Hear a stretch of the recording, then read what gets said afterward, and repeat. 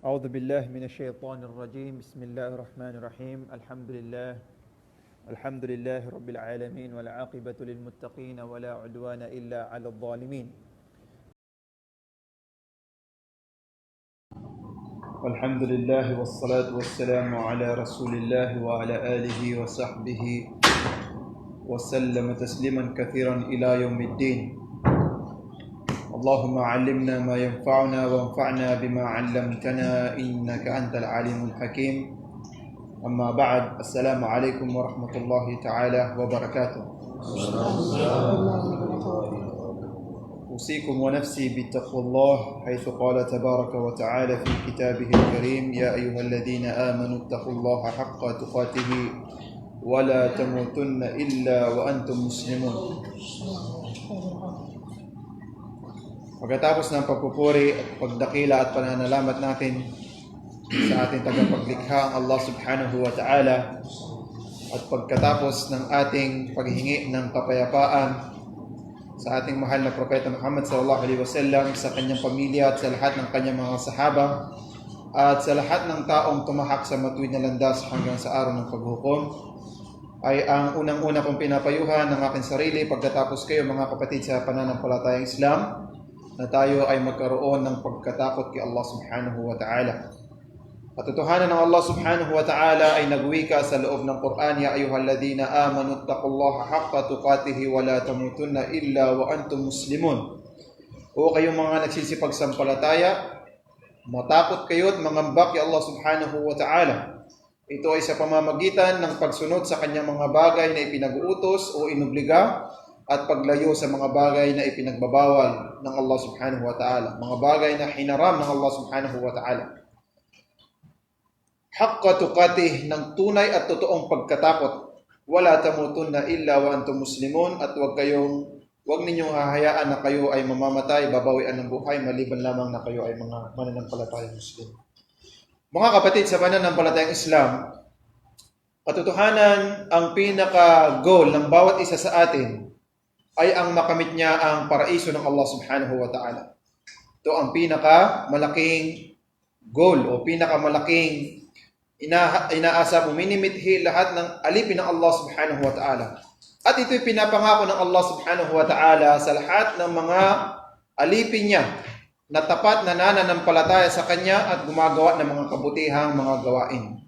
Sinasabi ng Allah subhanahu wa ta'ala sa loob ng Quran sa napakaraming talata, innal ladina amanu wa amilus salihat lahum jannatin tajri min tahtiha al-anhar.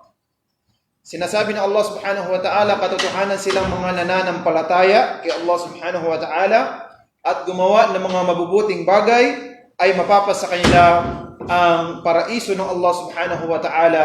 Nasa ilalim nito ay dumadaloy ang mga ilog o mga batis na ito ay inihanda ng Allah subhanahu wa ta'ala para sa mga taong papasok ng paraiso.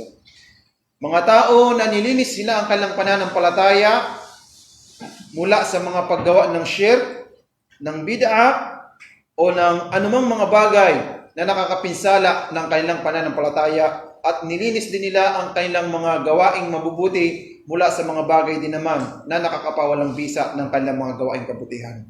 Sa kanila inilaan ng Allah subhanahu wa ta'ala ang kanyang paraiso, na walang ibang makakapasok sa paraiso ng Allah subhanahu wa ta'ala maliban sa silang mga tao na sila ay lumapit sa habag ng Allah sa pamamagitan ng pananampalataya na malinis, dalisay at gumawa ng mga mabubuting mga bagay. Sa kabila nito mga kapatid sa pananampalatayang Islam, mayroong mga bagay na nakakapagpigil sa isang tao na makapasok sa paraiso ng Allah.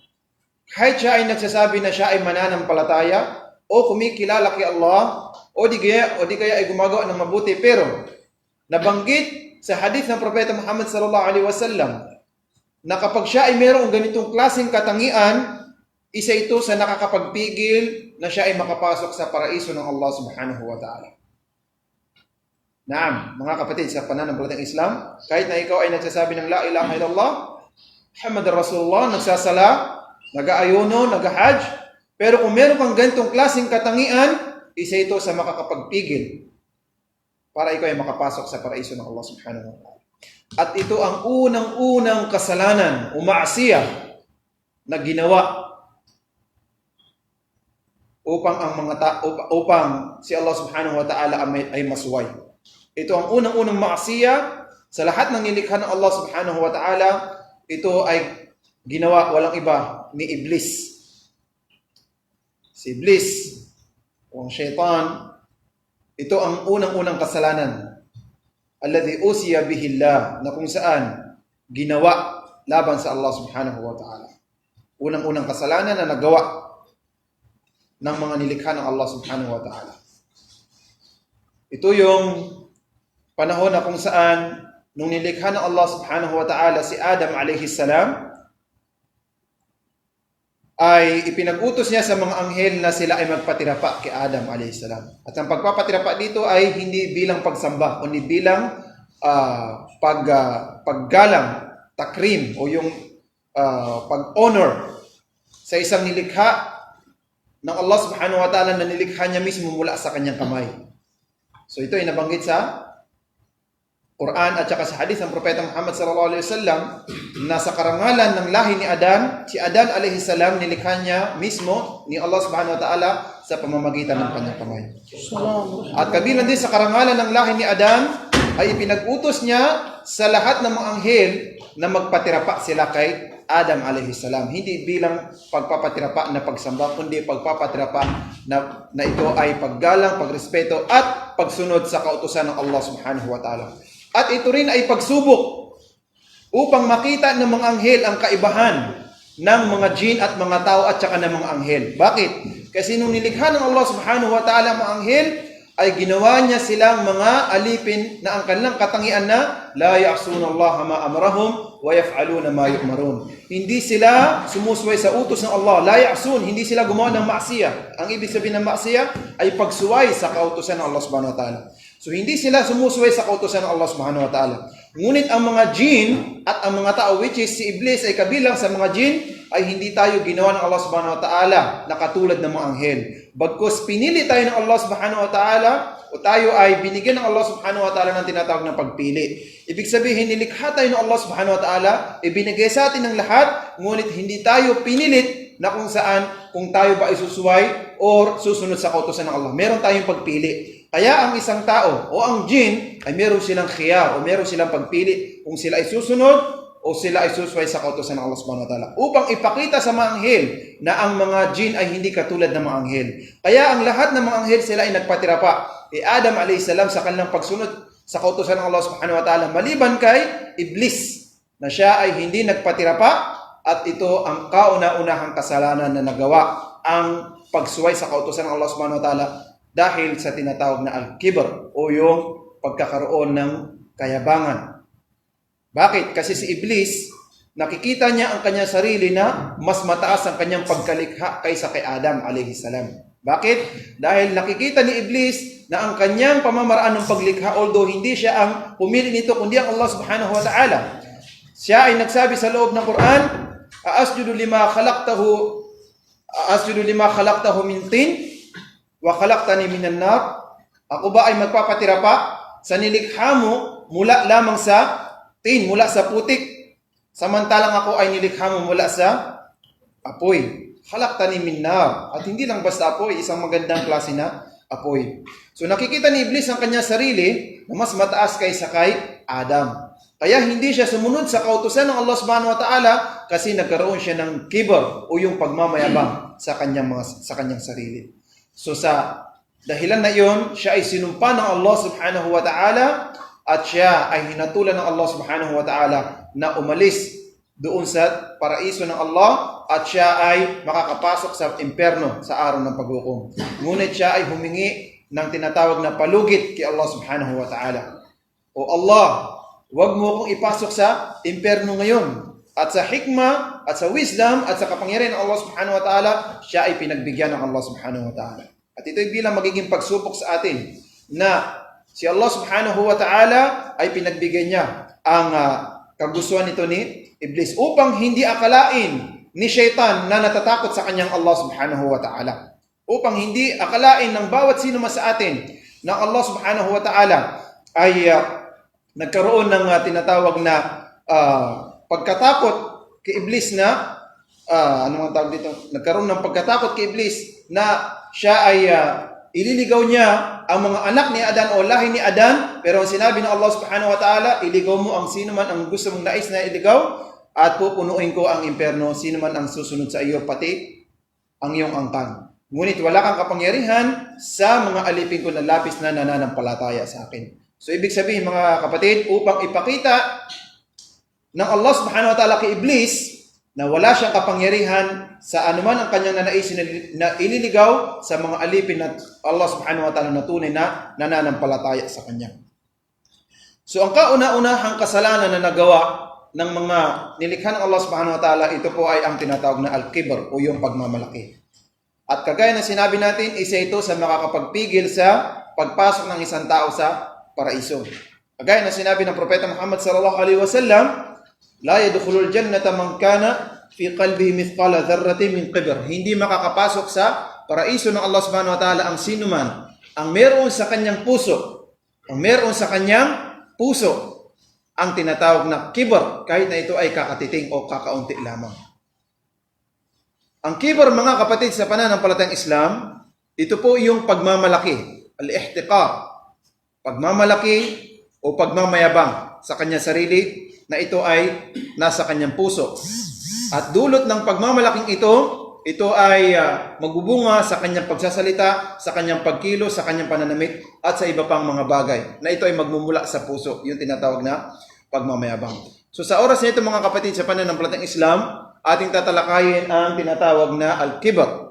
Okay, yung pagmamalaki o pagmamayabang. Kung gaano ang Islam inilalayo niya ang mga mananampalatayang Muslim sa katangian na ito. At paano ang Islam ay ipinag-uutos niya sa mga mananampalatayang mga Muslim na tayo ay magkaroon ng katangian ng pagpapakumbaba. Yung tinatawag na tawadu, ang pagpapakumbaba. At ang unang-una narito ang Propeta Muhammad sallallahu alaihi wasallam, dahil siya ay ang ating hemplo, ang ating modelo. Ang Allah subhanahu wa ta'ala nagsabi sa loob ng Quran, wa innaka la'ala khuluqin azim. Katotohanan, ikaw o Muhammad sallallahu alaihi wasallam ay nasa mabuting o dakilang khuluq, dakilang tinatawag na kagandahang asal. Ang Propeta Muhammad sallallahu alaihi wasallam ay nag-angkin ng dakila o mga magagandang asal. So ito ay saksi sa kanya ng Allah subhanahu wa ta'ala sa loob ng Quran. At sinabi pa ng Allah subhanahu wa ta'ala, فَبِمَا رَحْمَةٍ مِّنَ اللَّهِ لِنْتَ لَهُمْ وَلَوْ كُنْتَ فَضًّا غَلِيظَ الْقَلْبِ لَانفَضُّوا مِنْ حَوْلِكَ. At kabilang sa mga habag ng Allah subhanahu wa ta'ala sa iyo, O Muhammad, ay ginawa ka ng Allah subhanahu wa ta'ala na malambot. Ibig sabihin ay mapagkumbaba sa kanila, sa iyong mga sahaba at sa mga tao na nasa paligid mo. Nang Allah subhanahu wa ta'ala nagsabi, walau kunta faddal ghalidal qalbi, na kung ikaw, ya Muhammad, ay naging matigas ang iyong puso at ikaw ay naging matigas sa kanila, hindi naging mahinahon, hindi naging mapagkumbaba sa kanila, lang faddu min hawlik, ay siguradong mag-aalisan. Sila ay lalayo sa iyo. Yung mga taong nakapaligid sa iyo, sila ay lalayo sa iyo. Kahit sila man ay mga sahaba o mga pamilya mo o mga asawa mo, sila ay lalayo sa iyo. Pero ang saksi ng Allah subhanahu wa ta'ala ay ang mga tao na ito, sila ay naging malapit kay Propeta Muhammad sallallahu alaihi wasallam dahil sa kanyang pagpapakumbaba ng loob, pagiging mababa ang loob, at siya ay nakikibagay sa kanila. So ibig sabihin, sa loob ng Quran, ang Allah subhanahu wa ta'ala ay sumasaksi na ang Propeta Muhammad sallallahu alaihi wasallam ay meron siyang katangian na siya ay mapagkumbaba sa mga tao sa kanyang kapaligiran. At sa hadith naman, napakarami mga kapatid sa Islam na matutunghayan natin na kwento sa panahon ng Propeta Muhammad sallallahu alaihi wasallam, na napakaraming mga kwento na tumutukoy sa pagiging mapagkumbaba ng Propeta Muhammad sallallahu alaihi wasallam. Una rito, sinabi ng Propeta Muhammad sallallahu alaihi wasallam na man tawada'a lillahi rafa'ahu Allah wa man takabbara wada'ahu Allah.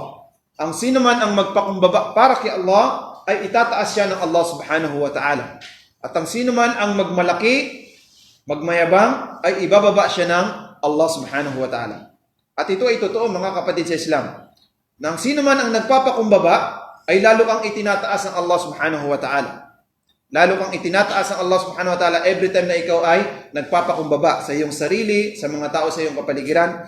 At kung ikaw naman ay nagmamalaki, so ikaw naman ay ibinababa ng Allah subhanahu wa ta'ala. Kapag tayo ay nakakakita ng isang tao na pinagmamalaki niya ang kanyang sarili, ang kanyang mga na-achieve, o kapag siya ay magkukwento na palaging siya ang nakakaangat, so nakikita siya ng mga tao na hindi angat, kundi siya ay mas lalong bumababa sa kanilang paningin. Ito yung sinabi ng Propeta Muhammad sallallahu alaihi wasallam na ang sino man ang magmalaki ay lalo siyang ibababa ng Allah subhanahu wa ta'ala.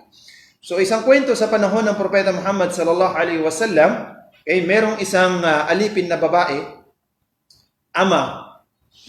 Merong isang alipin na babae na nagngangalang si Barira. Itong alipin na ito na babae, gusto niya maging malaya siya. At nung time na iyon, kailangan bilhin mo mula sa iyong amo yung kalayaan. So, nakipag-usap siya, nakipagkasundo siya sa kanyang amo na magbibigay siya ng ganitong halaga ng pera kapalit ng kanyang kalayaan. So, ang tao na ito ay nag-ipon, nagtrabaho, iniipon niya yung kanyang mga nakukuha, and then, nung nakaipon siya, binayaran niya ang kanyang kalayaan at nakalaya itong alipin na ito ng babae, itong si Barira. Siya ay merong asawa na ang pangalan ay si Mughith. At asawa niya ito during nung time na sila ay mga alipin. Ibig sabihin, meron silang mga amo. At sa Islam, kapag ang isang babae ay alipin, okay, ay ang kanyang magiging anak din ay magiging mga alipin din. Ang kanyang magiging anak din ay magiging alipin din. So, pinapili siya ng mga tao sa kanyang panahon. Kung hihiwalayan mo ang asawa mo, kasi kung mananatili kayong mag-asawa at magkaroon kayo ng anak, automatic ang inyong mga magiging anak ay magiging mga alipin din kasi susunod sa kalagayan ng kanyang ina. So, inisip ito ng babae hanggang sa kanyang naisip na hihiwalayan niya yung kanyang asawa, itong si Mughith. Itong si Mughith, mahal na mahal niya itong babae na ito, itong asawa niya. Hanggang sa kinukwento ng ilan sa mga sahaba katulad ni Abdullah bin Abbas radiyallahu ta'ala anhuma na one time nakita niya itong babae na ito na si Barira, nakasunod sa kanya, nakabuntod sa kanya itong si Mughith na sinusuyo siya. Bumalik ka sa akin. Okay? Magkaroon ulit tayo ng relasyon. So sa pagmamahal nito ni Mughith, kumbaga nasaktan siya ng lubos doon sa ginawa nito ni Barira na gusto niyang hiwalayan siya. So ang tinitignan naman dito ni Barira, yung kanyang siya ay naging malaya na at ang kanyang asawa dati ay nananatiling isang slave o isang alipin pa rin. Na kung sila ay magsasama at magkaroon ng anak, yung kanilang magiging mga anak ay magiging slave din, magiging alipin din, walang magiging kalayaan. So yun ang iniisip naman ng babae na yun. So hanggang sa lumapit itong si Mughith kay Propeta Muhammad sallallahu alaihi wasallam at sinabi niya, Rasulullah, tulungan mo ako kasi hindi ko kayang hiniwalay ako ng asawa ko, mahal na mahal ko. Baka pwedeng matulungan mo ako na bumalik ulit sa akin ng aking asawa na itong si Barira. So dumating ang Propeta Muhammad sallallahu alaihi wasallam kay Barira at kinausap niya. At sinabi ni Barira, Ya Rasulullah, ikaw ba ay dumating na pinagbabalikan mo kami? Utos mo ba yan o riyan ay tulong mo? Kasi kung utos mo, at lahat ng utos ng Propeta Muhammad sallallahu alaihi wasallam ay utos ng Allah subhanahu wa ta'ala. Lahat ng utos ng Propeta Muhammad ay utos ng Allah subhanahu wa ta'ala. Revelasyon ito ng Allah subhanahu wa ta'ala. Kung utos yan ng Allah, wala akong magagawa. Susundin ko ang utos. Utos mo at ang utos ng Allah subhanahu wa ta'ala. Pero kung ikaw ay dumating dito para tulungan lamang yung aking asawa, nagbuo ng aking desisyon, hindi ko na siya babalikan. Halas, tapos na. Hindi ko na siya babalikan. Sinabi ng Propeta Muhammad sallallahu alaihi wasallam, dumating ako dito, hindi utos, kundi bilang tulong. Pero nung nakita ng Propeta Muhammad sallallahu alaihi wasallam ang pagiging desidido sa itsura ni Barira na hindi niya nababalikan, hindi na siya pinilit ng Propeta Muhammad sallallahu alaihi wasallam. So hindi ginamit ng Propeta Muhammad sallallahu alaihi wasallam yung kanyang pagiging isang propeta o pagiging isang sugo sa pagkakaroon ng option ng isang tao. May option siya kung babalikan niya o hindi niya babalikan. Pero sa pagpapakumbaba ng Propeta Muhammad sallallahu alaihi wasallam na kung halimbawa kung yun ay isang mayor o isang opisyal ng kapulisan o isang judge, pwede niyang gamitin yung kanyang kapangyarihan na sundin mo ako kasi ako ang batas dito, akong leader dito. Pero ang pinakamainam na tao sa panahon na yun, which is ang Propeta Muhammad sallallahu alaihi wasallam, so hindi niya pinilit ang isang tao sa isang bagay na meron silang option dito. Sa isang bagay na meron silang option dito. Maliban lamang sa isang bagay na wala silang option. Kagaya halimbawa ng utos ng Allah, ang pag-obliga ng halimbawa ng dasal 5 beses sa isang araw, ito ay obligasyon ng Allah subhanahu wa ta'ala. So kailangan sundin ito ng mga alipin ng Allah subhanahu wa ta'ala. Dahil ang Allah subhanahu wa ta'ala nag-utos nito. Pero sa isang bagay na hindi inobligan ng Allah, hindi sila pinipilit ng Propeta Muhammad sallallahu alaihi wasallam. Isa pang kwento sa panahon ng Propeta Muhammad sallallahu alaihi wasallam ay nung sila ay napasok na nila ang Makkah, ibig sabihin Fathu Makkah, nabawi na nila ang Makkah at naging Islamic state na itong Makkah. Ang mga tao, nag-umpisa silang pumasok sa Islam. Paunti-unti silang pumapasok sa Islam, grupo, paisa-isa, grupo-grupo, hanggang sa merong isang tao na pumasok kay Propeta Muhammad sallallahu alaihi wasallam upang siya ay mag-declare ng kanyang pananampalataya. Pero nung nakita niya ang Propeta Muhammad sallallahu alaihi wasallam, nanginig itong tao na ito. Nanginig itong tao na ito dahil sa kanyang pagrespeto o paggalang. O nung nakita niya ang Propeta Muhammad sallallahu alaihi wasallam na para bagang merong siyang hiba. Ano ba ang tawag doon sa hiba? Yung kapag nakikita mo yung isang tao, parang parang gano'n. Halimbawa, makatapat mo si Yorme Isko Moreno. Yan, si Yorme. O di kaya makatapat mo si President Rodrigo Duterte. O kaya, mga matataas na mga tao. Okay? Ano pang tawag doon? Pag nakikita mo sila parang Yan, basta yung mga gano'n. Sa Arabic, tinatawag itong hiba. Yung labis na pagkatakot o pagrespeto or yung parang nangliit ka, di ba? Parang ganun. Or nirespeto mo sila. Makita, meron silang ganung aura, meron silang ganung katangian. Na kapag nakita sila ng isang tao, so parang sumusobra yung pagrespeto sa kanila. So nangyari ito dito sa tao na ito kay Propeta Muhammad sallallahu alaihi wasallam. At nung nakita ng Propeta Muhammad sallallahu alaihi wasallam ang tao na ito nanginginig, pag nagsasalita, ang kanyang kamay nanginginig. So agad nagsalita ang Propeta Muhammad sallallahu alaihi wasallam. Ang kanyang sinabi, "La takhaf, innama ana rajul ibnu imra'atin kanat ta'kulul qadira fi Makkah." Huwag kang matakot dahil ako ay anak ng isang babae na kumakain kung anuman ang niluluto mula sa kaldero sa Makkah. Ibig sabihin, ang Propeta Muhammad sallallahu alaihi wasallam sinabihin yung tao na ito na huwag kang matakot dahil katulad niyo ako, isa akong tao. Kumakain ako kung ano kinakain ninyo. Dahil ang aking ina ay isang miskin din na nakatira sa Makkah. Na hindi porket nakita niyo ako na lumipat sa Madina, naging leader ng mga Muslim. Hindi. Ako ay isang tao na kagaya ninyo, na taga Makkah rin. Kung ano kinakain ninyo, kumakain kayo ng munggo, kumakain kayo ng beans, kumakain kayo ng harina, kumakain kayo ng yan din ang aking kinakain. So agad ang tao na ito ay nakampante sa pagiging mapagkumbaba ng Propeta Muhammad sallallahu alaihi wasallam. Ang Islam, mga kapatid, sa pananampalataya, ito ay sumasaklaw sa tinatawag na al-musawa. Ang ibig sabihin ng musawa yung pagkakapantay o pagkakaparehas natin. Si Allah subhanahu wa ta'ala ay nagbanggit sa loob ng Quran, "Inna akramakum indallahi atqakum." Ang pinaka-mainam sa inyo sa paningin ng Allah subhanahu wa ta'ala ay ang pinaka-masunurin o matatakutin sa inyo sa pagsunod sa kautusan ng Allah subhanahu wa ta'ala.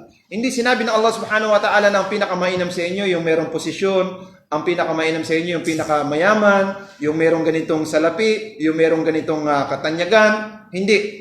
Ang sinabi ng Allah subhanahu wa ta'ala, ang pinaka-mainam sa inyo ay ang pinaka-matatakotin sa inyo. Dahil tayo ay sumasamba sa nag-iisang Diyos, nagsasala tayo ng pare-parehas. At ito ay makikita natin sa kagandahan ng Islam. Na kapag tayo ay magsasala, katabi mong nagdarasal, ang pinakamataas na posisyon sa iyong company. Katabi mong nagdarasal, okay, yung pinakamataas na tao sa isang pamayanan. Dahil pagdating sa pagsamba at pananampalataya, lahat tayo ay pantay-pantay. Maaari tayo ay magkaiba-iba sa posisyon, magkaiba-iba sa pinag-aralan, magkaiba-iba sa tinatawag na estado sa buhay. Diba? Merong attorney, merong doktor, merong mangingisda, merong tricycle driver. Maaring ganito sa paningin, sa panlabas na anyo. Pero para sa ating Panginoon, lahat tayo ay pantay-pantay, maliban lamang sa pinaka-matatakotin sa atin. At siya ang pinaka-mainam sa atin. Maaring yung nagwawalis doon sa kalsada ay mas mainam sa CEO ng isang company. Bakit? Kasi mas marami siyang pagsunod na kautusan kay Allah subhanahu wa ta'ala. Maaari ang isang tao na naglilinis ng kubeta, naglilinis ng palikuran, ay mas mainam kaysa sa isang taong nagmamayari ng mga mansyon o mga maraming mga sasakyan. Bakit? Kasi siya ay mas maraming pag-iwas sa mga bagay na kasalanan na ginagawa. labag sa katuruan ng Islam kaysa sa isang tao na hindi umiiwas sa mga bagay na ipinagbabawal ng Allah subhanahu wa ta'ala. So para sa Allah subhanahu wa ta'ala, hindi ang tinitignan niya ang ating estado, ang ating itsura, ang pamantayan ng ating pamumuhay, kundi ang ating pananampalataya, ang ating mga gawa. Ito ang tinitignan ng Allah subhanahu wa ta'ala. Sa Hajj, makikita natin na ang sino man ang taong nagpunta ng Makkah para magsagawa ng Hajj, pare-parehas ang damit, hindi mo mapag-iiba dyan kung sino dyan ang gobernador, sino dyan ang mayor, sino dyan ang merong malaking posisyon sa company. Dahil lahat ng mga tao, lahat ng Muslim na magsasagawa ng Hajj, iisa lang sila ng dadamiting. Iisa na sila nasusuoting kasuotan. Ito ang izar, yung puting balabal. Tama mga bro? Sa mga kalalakihan. Diba? Magsusuot sila ng ihram.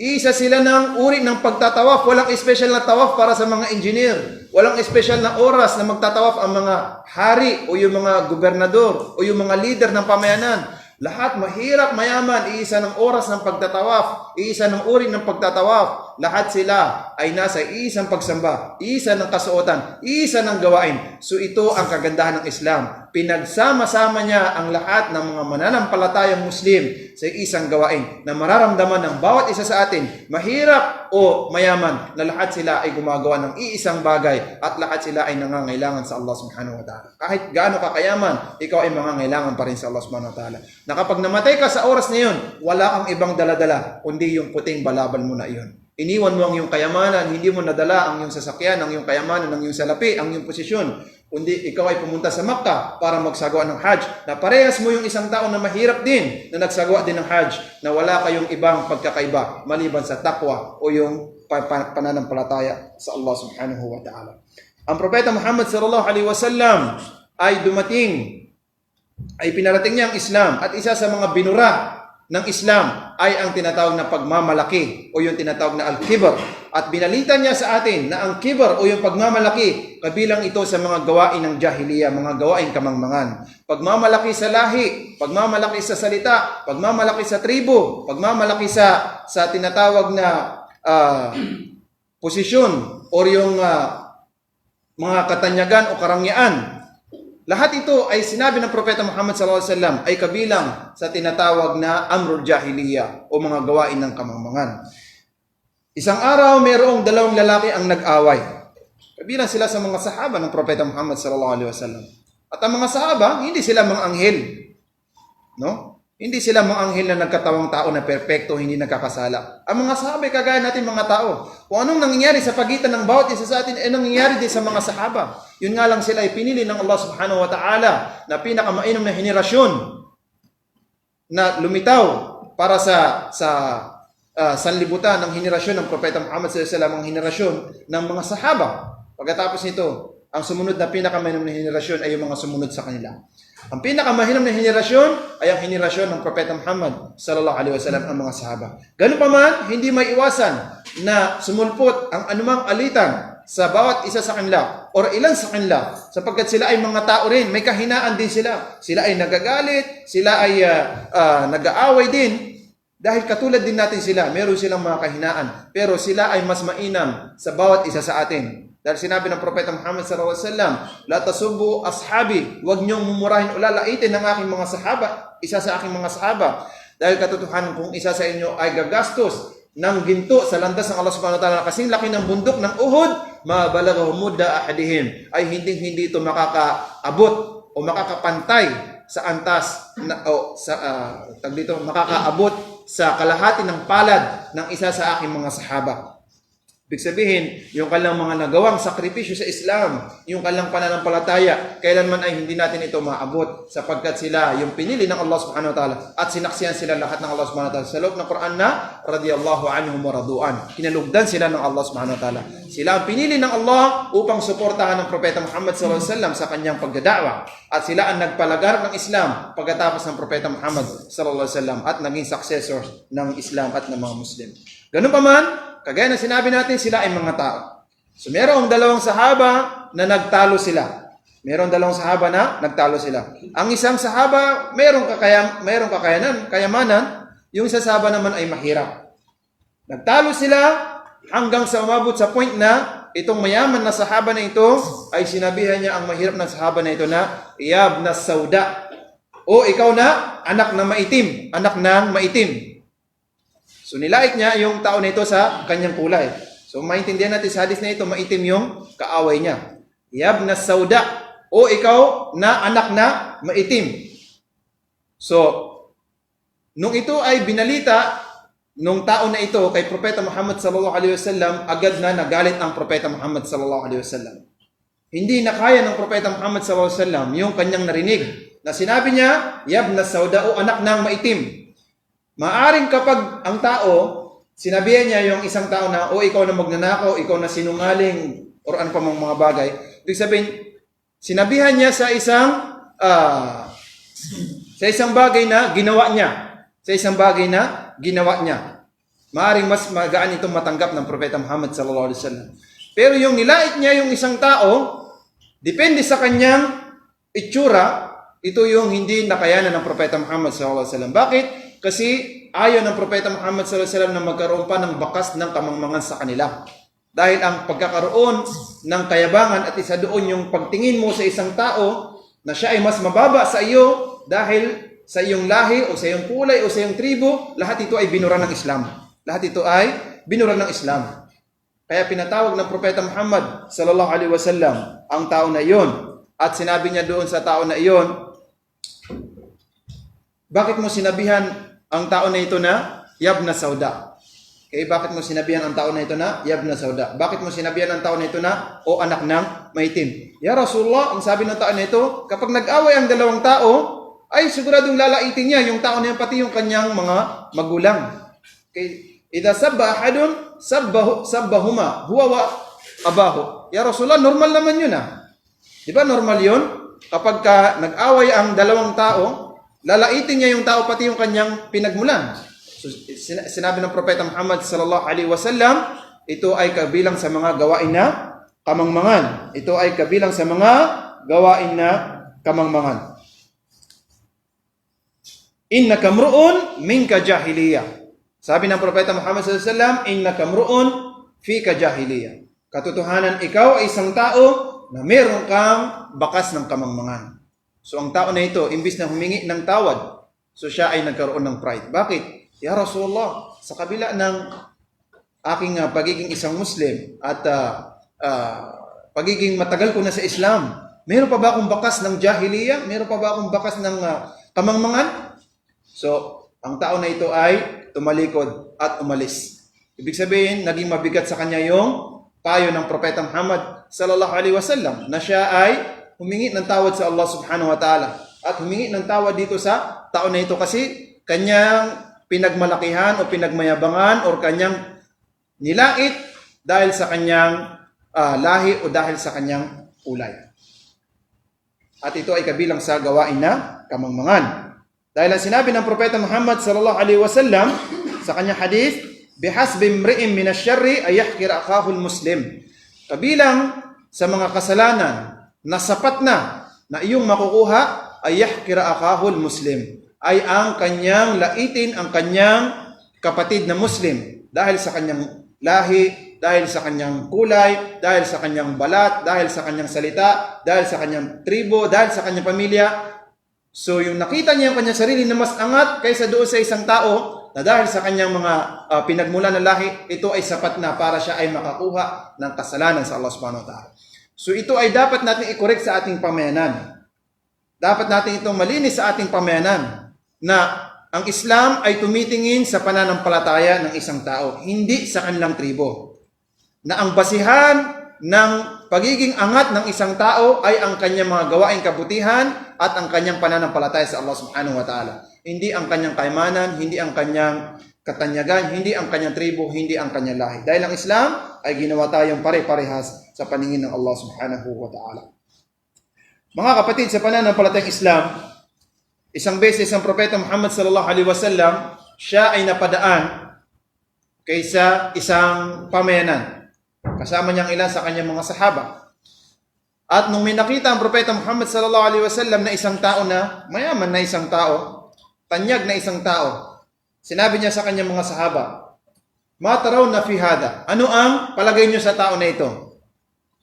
Tinuro niya yung tao na yon, yung tao na mayaman, okay, tanyag na tao, may posisyon. Tinanong niya kanyang mga sahaba, mataraw na fi hada, ano ang palagay niyo sa tao na iyon? Sabi ng mga tao, sabi ng mga sahaba, ya Rasulullah, ang tao na yan ay mayroong posisyon. Nasa kadakilaan ng kanyang posisyon, kapag siya ay humingi ng pabor, papaboran siya. Kapag siya ay magpapakasal, siya ay papahintulutan na siya ay ipapakasal. At kapag siya ay nagsalita, pakikinggan siya. At kapag siya ay nagutos, susundin ng kanyang utos. Kasi mayaman, mayroong posisyon. Tumahimik ang Propeta Muhammad sallallahu alaihi wasallam. And then, ang Propeta Muhammad sallallahu alaihi wasallam nakakita ulit ng isang tao. At sinabi niya sa kanyang mga sahaba, at this time yung tao na yun ay mahirap na tao. Sinabi ng Propeta Muhammad sallallahu alaihi wasallam, mataraw na fi hada. Ano ang nakikita ninyo sa tao na ito? Nakita nila. Ang mga tao na ito, kasama ng Propeta Muhammad sallallahu alaihi wasallam, hinahatulan nila yung tao depende sa kanilang nakikita. So, nakita lang ang tao na ito, mahirap, okay? Hindi kilala, hindi tanyag. Ang sabi na, ya Rasulullah, ang tao na iyan, kapag siya ay humingi ng pabor, hindi papaboran. Pag siya ay humiling ng kasal, hindi pa pahintulutang ipakasal. Kasi mahirap eh. Pag siya ay nagsalita, hindi pakikinggan. So, ang Propeta Muhammad sallallahu alaihi wasallam ay kaagad na nagsalita. At ang sinabi ng Propeta Muhammad sallallahu alaihi wasallam, "Walladhi nafsi biyadi, hada khairun min mil'ir ardi min dhak." Sumpa ko sa may hawak ng aking buhay, ang Allah subhanahu wa ta'ala. Itong tao na ito, dahil binigyan siya ng revelasyon ng Allah subhanahu wa ta'ala, ng tao na ito na tinutukoy nyo, na hindi pakikinggan kapag nagsalita, hindi pa paasawahin kapag naghingi ng pagpapaasawa, ay binalita sa kanya ng Allah subhanahu wa ta'ala ang revelasyon na mas mainam pa itong tao na ito kaysa sa lupa at anuman ang napapaloob sa lupa na ito. Ibig sabihin, mubalaga, exaggeration ng pagiging kabutihan ng tao na ito. Kasi hindi nahuhusgahan ang kabutihan ng isang tao depende sa kanyang itsura o sa kanyang ugali. Ngayon mga kapatid, sa pananampalatayang Islam, ano ba talaga ang ibig sabihin ng kibar o yung pagmamalaki? Kasi ang mga sahaba, nung unang sinabi ng Propeta Muhammad sallallahu alaihi wasallam, la yadkhulul jannata man kana fi qalbi mithqala dharratin min kibr. Kailanman ay hindi makakapasok sa paraiso ang sino man ang mayroong kibr, pagmamayabang o pagmamalaki, kahit ito ay katiting sa kanyang puso. Kahit ang mga sahaba, nung una itong sinabi ng Propeta Muhammad, hindi nila naintindihan kung ano nga ba ang tinutukoy na kibr o yung pagmamalaki rito. Kaya tinanong nila ang Propeta Muhammad sallallahu alaihi wasallam, ya Rasulullah, inna ahadana la yuhibbu an yakuna thawbahu wa ni'lahu hasanan. Ya Rasulullah, katotohanan ng isa sa amin ay gusto niyang maging malinis ang kanyang thawb, maging maayos ang kanyang pananamit, ang kanyang itsura, ang kanyang buhok, ang kanyang sapatos, ang kanyang tsinelas. Kasama ba ito sa uri ng kibar? Ya Rasulullah, kasama ba ito sa uri ng pagmamayabang? Na ang isang tao magdamit ng maayos, okay? Magsapatos ng maayos, ayusin niya ang kanyang itsura, ang kanyang pagiging presentable, kasama ba ito sa pagiging mayabang? Na kapag nagsuot siya ng ganitong damit, ay magiging mayabang siya? Ang sinabi ng Propeta Muhammad sallallahu alaihi wasallam, hindi. Bagkus, magdamit kayo ng maayos, magdamit kayo ng malinis. Ayusin niyo mga sarili ninyo. Inna Allaha jamilun yuhibbul jamal. Katotohanan si Allah ay jamil. Ano ibig sabihin ng jamil? Ibig sabihin na maganda. Okay? Maayos. Jamil. Okay? Katotohanan si Allah ay jamil. Yuhibbul jamal. At gusto niya ng maganda. Gusto niya ng maayos. So kapag tayo ay mag-aayos, hindi ibig sabihin nito ay nagmamalaki tayo. Okay? Innamal kibru, katotohanan ang pagmamayabang o ang pagmamataas, batarul haqqi wa ghamtin nas. Katotohanan ang kibar na tinutukoy sa hadith na ito na hindi makakapasok sa paraiso. Batarul haqqi wa ghamtin nas ay ang hindi pagtanggap sa katotohanan, ang pagmamalaki sa harap ng katotohanan. Ibig sabihin, pinayuhan mo na yung kapatid na ito ay haram, pero pinanindigan niya na ito ay hindi haram. So yun ay pagmamalaki sa katotohanan. Sinabihan mo siya na, bro, mali ka dyan. Hindi, pinanindigan niya na hindi ako mali, tama ako. So ito ay kabilang sa pagmamayabang. Ghamtul haq, pagmamataas sa harap ng katotohanan.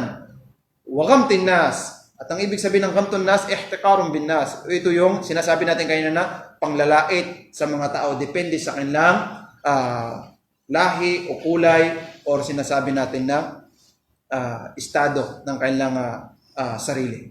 So ito mga kapatid sa Islam yung tinutukoy ng Propeta Muhammad sallallahu alaihi wasallam. Okay? So walang problema, magdamit ka ng maayos, okay? Pero kung sa tingin mo, yung pagdadamit mo na yan ay kabilang din niya sa magpapagising ng yung tinatawag na kibar. Kasi meron din mga ganong klaseng tao na pag nagdamit sila ng ganitong klaseng damit, ay para bagang sila na yung pinakamataas sa kanila. Na kapag nagsalita sila na yung, kumbaga wala nang ibang boses na dapat pakinggan. Sila na lamang dapat yung papakinggan kasi nakadamit sila ng ganon. Okay? So yun ay hindi nararapat sa Islam. Okay? Maging maayos ka sa iyong pananamit, maging malinis ka sa iyong pananamit, magpabango ka kasi yan ay sunnah ng Propeta Muhammad sallallahu alaihi wasallam. Ngunit kinakailangan ito ay nasa katuruan at nasa pagiging mapagkumbaba pa rin. So, katotohanan ng Allah subhanahu wa ta'ala ay hindi tumitingin sa ating mga itsura at sa ating mga pananamit. Inna Allah la yanzuru ila suwarikum wala ila libasikum. Katotohanan si Allah ay hindi tumitingin sa mga itsura ninyo at sa inyong mga pananamit. Walakin yanzuru ila qulubikum. Ngunit si Allah subhanahu wa ta'ala ay tumitingin sa mga anuman ang napapaloob sa inyong puso. Okay? So ibig sabihin ang pagpapakumbaba ay hindi sa pananamit. Ang pagpapakumbaba ay hindi sa pananamit. Kundi ang pagpapakumbaba ay sa pakikitungo sa mga tao. Okay? Kung gaano kalinis ang puso mo, okay? Na ikaw ay mapagpakumbaba sa kanila dahil dito nanggagaling ang pagpapakumbaba sa ating mga puso at dito rin nanggagaling ang kibr, ito ang lilinisin natin. So, ang Propeta Muhammad sallallahu alaihi wasallam sa kanyang pagpapakumbaba, siya po ay nagsasalam sa mga malalaki na, ibig sabihin sa mga matatanda, at nagsasalam din sa mga bata. Okay? Baka akala natin ang Propeta Muhammad sallallahu alaihi wasallam nagsasalam lang sa mga matatanda na, sa mga kaidaran niya. Hindi. Kahit ang mga bata, sinasalam niya ng Propeta Muhammad sallallahu alaihi wasallam. At hindi lang basta salam. Hanggat maaari kung sila ay kakamayan ng Propeta Muhammad, kinakamayan niya. Kinakamayan niya ang mayaman, kinakamayan niya ang mahirap. Diba? Meron tayong makikita ng mga tao na ang kanyang kamay ay para lamang sa mga mayaman. Pero pagdating sa mga mahirap, hindi na doon ang kanyang hindi na para sa kanilang kamay. Ang Propeta Muhammad sallallahu alaihi wasallam, walang pinagkakaiba sa kanya ang mayaman at saka ang mahirap. Okay? Siya ay nakikihalubilo, okay? Nakikipag-usap sa mga mayaman, kung paano siya nakikipag-usap din sa mga mahirap. Ganyan ang Propeta Muhammad sallallahu alaihi wasallam. So ang pagpapakumbaba, ito po ay sa pagsasalita, ito ay sa pakikitungo sa mga tao, at ito ay sa pagiging dalisay ng ating mga puso. At kabilang sa makakapagdagdag ng ating pagpapakumbaba ay ang pagdadagdag natin ng kaalaman sa Islam.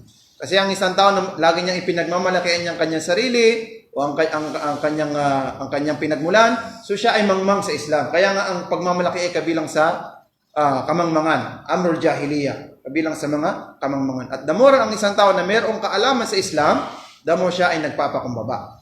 The more ng isang tao ay mayroong kaalaman sa Islam, siya ay nagpapakumbaba sa kanyang salita, sa kanyang gawain, sa kanyang pakikitungo. At ito ang sunnah ng Propeta Muhammad sallallahu alaihi wasallam. Okay? So ito lamang po mga kapatid sa pananampalatayang Islam ang ating maitatapik. Inshallah sa araw na ito, naway dalangin natin sa Allah subhanahu wa ta'ala na ibilang tayo ng Allah subhanahu wa ta'ala sa kanyang mga alipin na mapagkumbaba at biniyaan ng Allah subhanahu wa ta'ala ng dalisay na puso at ilayo tayo ng Allah subhanahu wa ta'ala sa tinatawag na pagmamayabang o pagmamataas. هذا والله أعلم وصلى الله على نبينا محمد وعلى آله وصحبه وآخر دعوانا الحمد لله رب العالمين والسلام عليكم ورحمة الله تعالى وبركاته.